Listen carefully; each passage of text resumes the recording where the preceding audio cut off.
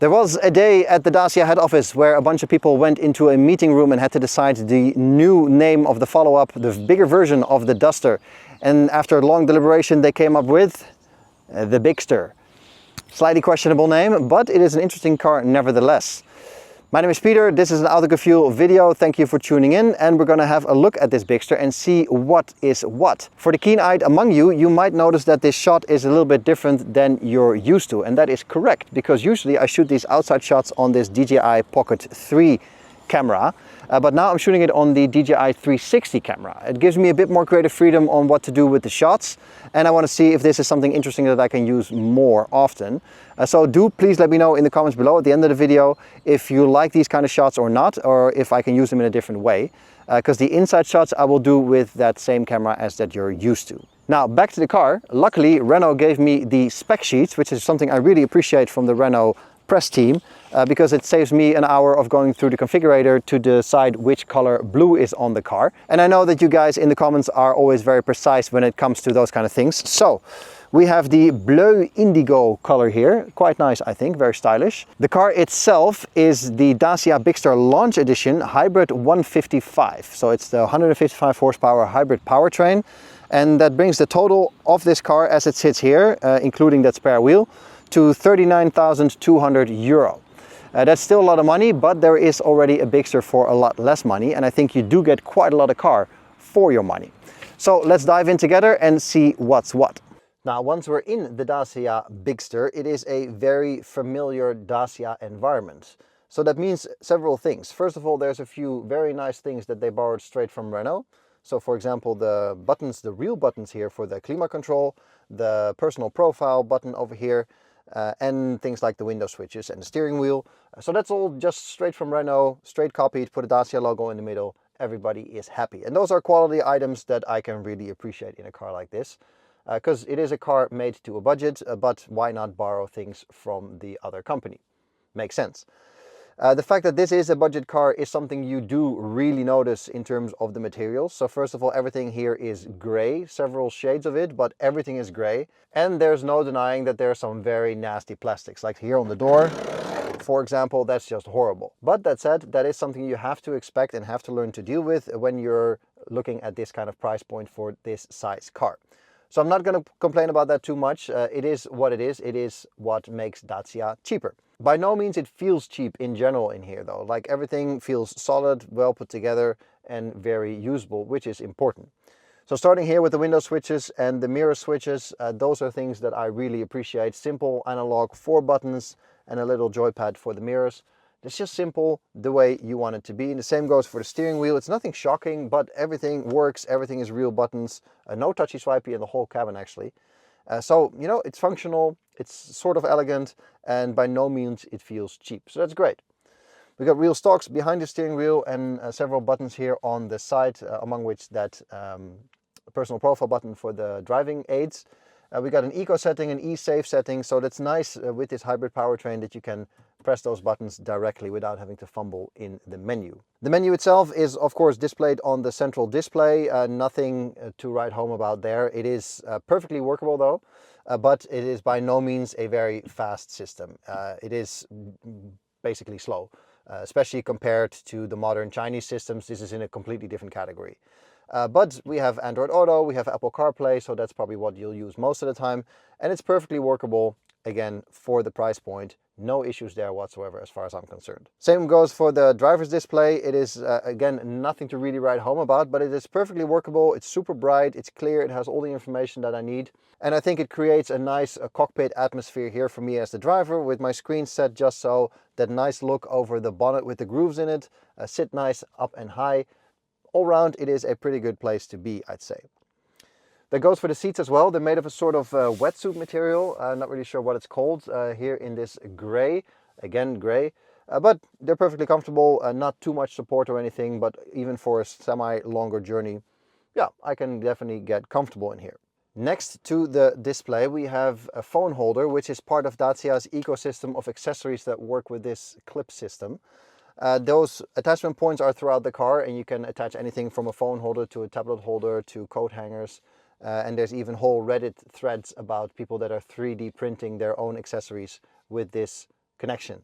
So that's, I suppose, nice that Dacia gives you the options to use those things throughout the car as you see fit, and gives you a bit of a sense of sort of personalization and customization as well. Personally, I'm not entirely sure if I would buy a Dacia just for these kind of things, but it is a nice touch, I suppose. Then underneath this screen, we have these two manual vent controls. All the controls are manual actually, so that's quite nice. Nice and simple, nothing too crazy, just an elegant way to do it, I think. Also with that Y profile in it, like the front lights and the tail lights.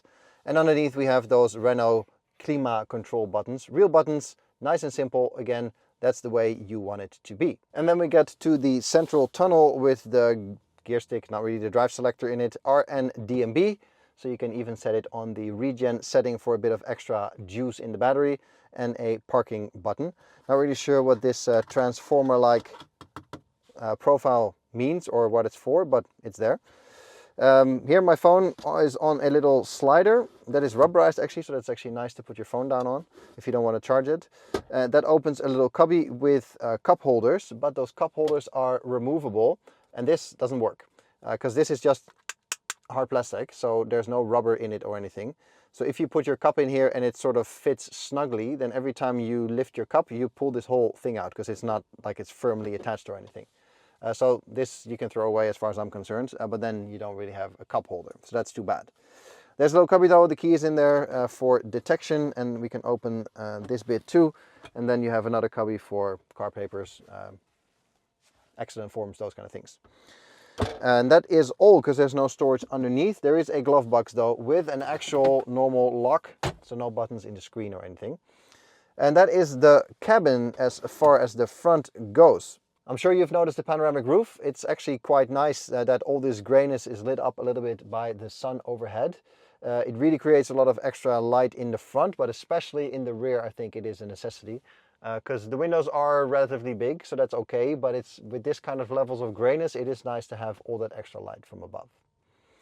So all around a very Dacia cabin, I'd say, and that is not a bad thing. I think if you are shopping in this price point and you're looking for maximum value, you can look past things like the plastics, because you know it is inevitable that you get a few, well, I wouldn't say shortcut, but choices made to achieve that price point. And I think all around it's a good place to be for this size car. I have good overview. I can see out pretty well here with the inside mirror. I can look through the car really well, and the window in the back is also big enough, so that's great. And the same goes for the side mirrors. They're good enough for a good overview of the car, because it's still a bigger vehicle and you want to know what you're doing. Of course, a little bit of driving in this Dacia Bigster, and we start here in a neighborhood around my house. And we catch the first speed bumps here right away, and that is a good point to start with. The suspension on this car is relatively soft. By no means this is some kind of hardcore handling machine. Here another one. You can see that it bounces quite a bit. So it's very comfortable in that regard, both here in a city setting, but also later on the highway, as we'll see.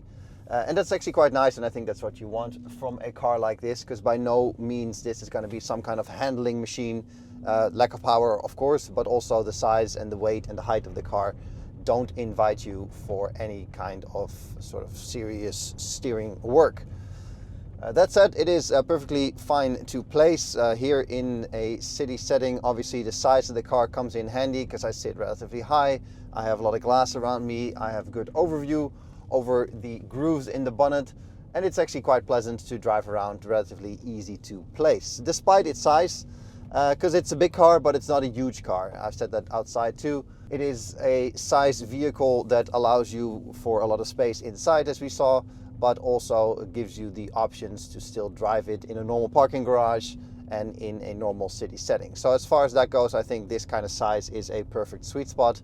Hence also why my own car is about a similar size. So that's nice, and driving around here I have no issues to place the car. It doesn't feel out of place at all. You know, those big cars, the Toyota Hilux that we had in a previous test, so big, so cumbersome, and it really becomes annoying to drive around. And this is a size vehicle that doesn't have that at all. So it's in many ways the best of both worlds. And it's actually quite pleasant, like it fits in the parking garage underneath my house. It fits on your average shopping run, it fits on the school run, and nowhere it really feels out of place or people look at it like, oh, look at this guy with his enormous SUV. So I think as far as that goes, it is a size that is well judged, giving you all the practicality inside without much of a penalty on the outside. Here in the back of the Bigster, there's mostly good news. The amount of space back here is really impressive. Obviously you buy this car for its space, but it truly delivers back here. With my 1.83 meters and 90 kilos, I fit here easily. No issues whatsoever. I got about this much space left till I hit the seat, which is soft backed by the way. And I have about this much headroom left for my 1.83 meters. And if I go a bit more to the center of the car, there is a lot more space. So even taller people can sit here without too much of an issue. It is the same as in the front in terms of materials. So you do get the same wetsuit-like seats, and you also do get the same terribly scratchy plastic. So that is a trade-off that fits the price point, like I said, and that same theme is going on here in the rear. The space back here is very usable because there might not be an armrest, but there is a genuine third seat with its own headrest, and the car is wide enough to facilitate 3 people sitting here, even though you'll be rubbing shoulders obviously, but no complaints in terms of comfort. I can fit under the seat with my feet easily. There's like space left, and I like to sit quite low in the car. So that is nice, and that is it in terms of features really. You buy this car for the space, and that really shows back here because there are virtually no features. I have some ventilation grills this big. I got 2 USBs, and that is basically it. Oh, I got seat pockets as well, so that's nice. And we have those same accessories like I showed you in the front. This is a tablet holder that can click on those same square connectors. So that is something that you can use to further enhance the experience back here. So yeah, it is very much the same trend as in the front. There are choices here to achieve the price point that this car is at. But you know, with those choices, you get a lot of space as a trade-off and a lot of functionality as far as that goes, because that's why you buy this car, to have a car for a relative budget, but you do get all the features and luxury and space in return. Behind me, you can also see that the rear window is quite far away from where I'm sitting, and that's obviously that 700 liters of boot space that you get in this car. Truly impressive. And of course the window, the roof window stops here. So I do get all the light in here, but not necessarily in the rear where you don't need it. So while we are driving on the highway, meanwhile, it is a good time to talk about the powertrain. In this version, we have the 155 horsepower full hybrid with automatic gearbox. Obviously there is a bunch of other ones available as well, also for a lot less money. But I think this is the one to go for, because this is probably the most carefree driving experience that you can get. That still offers you the benefit of a hybrid. It is a system that does basically everything for you. So I have my fuel gauge on the left and my EV gauge on the right to give you an idea of state of charge and obviously how much petrol you have left. But the car figures everything out for you. So right now I am under some load on the highway, so now the petrol engine is working, and at the same time it is charging the battery. And when I hit the gas, it shifts back and everything is deployed together. But then when I let go of the gas, as right now, the EV setting goes on, the engine cuts off completely, and I'm coasting, charging, and when I apply the power again, first of all, I'll be driving in EV. And it's the same in city driving, so most of the time when possible in terms of state of charge, the car will drive in EV mode, so things like parking, slow creeping traffic at the traffic lights, that's where you really get all that EV benefit. And then when you want to drive further, you still have the range of a normal petrol engine and the ability to just fill it up as you are used to with an ICE. So that's fantastic, and it doesn't really require any thinking or any interference from your end as the driver to manage it all. It doesn't require it, but it does allow you to. So there is some options that you have, like there's the B setting for extra regen braking, for example, to charge the battery. And there's also an e-save button here on the left side of the steering wheel if you want to save your charge, for example, when you know you're going to get to an environment zone or when you want to drive into your residential area fully electric.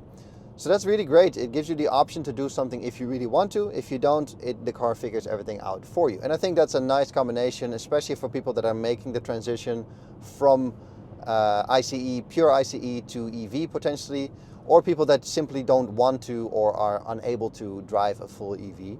in terms of charging infrastructure, for example, or monetary reasons. So I think this is a nice middle ground where you get the best of both worlds in many ways. Now, sitting here on the highway, of course, the driving experience changes a little bit from the city driving, but there's still a lot of similarities. So I have a nice overview. I have a good sense of what the car is doing. I have great contact with my surroundings. So as far as that goes, it is very pleasant to be in here. What's not so pleasant is the fact that there's quite a lot of wind noise, both here on the front left, rear right as well, and also over the roof. There seems to be a lot of noise. And of course that noise increases as you go faster. And that also goes for the engine note. It's not a particularly pleasant sound of the engine. Of course, as the faster you go, the more noise you get. Especially above like 120 and up, which I admit you are not allowed to drive in the Netherlands most of the time. But it becomes loud, and that sort of does damage a little bit to the sort of cruisability of this car. Because it is certainly a car you can take on ski holiday, like I often say. But with the noise levels, it does become a bit droning and makes you tired if you drive this car for long distances. When you do sit in this car for longer periods of time, you also notice the hardness of the materials, especially here in the middle tunnel and also here on the door. So the areas that you touch with your knees and your elbows and stuff, it's all very hard. And I've said before, obviously that comes with the price point of the car. Money needs to be saved somewhere.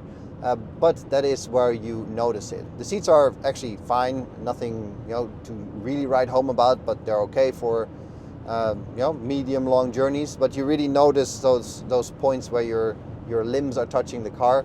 That becomes hard and therefore a bit uncomfortable. And then you get things like this. I took a sip of tea earlier and then I pull this whole tray out. Yeah, that's also not really necessary, is it? So I think in summary, we can say it is a true Dacia as far as that goes. Corners are cut, money is saved where possible, and that does come with certain trade-offs. But as a reward, you get a very strong price point, which I think is definitely worth considering. So compared to my own car, for example, I drive an Xpeng G6, as you know if you follow this channel, which is a roughly similar sized car, but my car is 15,000 euro more expensive than this one, this version, this top of the line version. And that is a lot of money. And if you go towards the cheaper end of this car, it is well over 20k cheaper than my own car. And of course I get more power, more nicer materials and blah, blah, blah. But that is a huge chunk of money. So for the value proposition, this is hard to beat in terms of space, practicality and usability and boot space that you get in this package with this Bigster. So I think Dacia has done a good job here. I mean, for the people that say, no, the Duster is too small for me, I need something more, look no further. Same approach, same materials, same Dacia funkiness with these click things, and I think all around a good value proposition, albeit with some trade-offs. Let me know in the comments below if you guys feel that Dacia is making the right trade-offs in the right areas, or that there should be more luxury or more something here inside with the potential downfall of more costs. That's all I got for you in this video though. Thanks for watching. Give it a thumbs up if you like it and if you think that Dacia is doing a good job. If you want anything different in the video, by the way, if you think we can improve, or if there's things you really like, also let us know in the comments below, because I do read all those things and I do listen to your feedback. For now, thank you very much for watching, and I'll catch you guys in the next video.